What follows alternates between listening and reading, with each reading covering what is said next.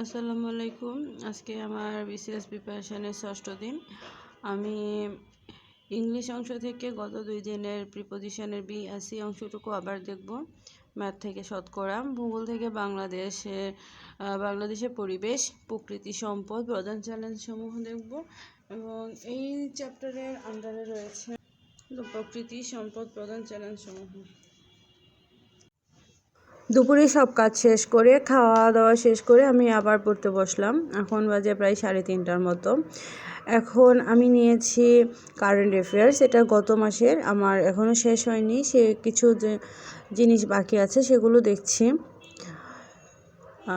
মাঝে বাড়ি যাওয়ার কারণে আমার অনেক পড়াই আটকে আছে, আমার অনেক পড়াই শেষ হয়নি। আর যেহেতু আমার পড়তে একটু সময় লাগে, আমার কোনো পড়া শেষ করতে একটু টাইম লাগে, যে কারণে বিকেলে আমি একটু বাইরে গিয়েছিলাম আমার বান্ধবীর সাথে। তো সেখানে তার সাথে নাস্তা করে আমি এসে পড়তে বসলাম প্রায় 9টার দিকে।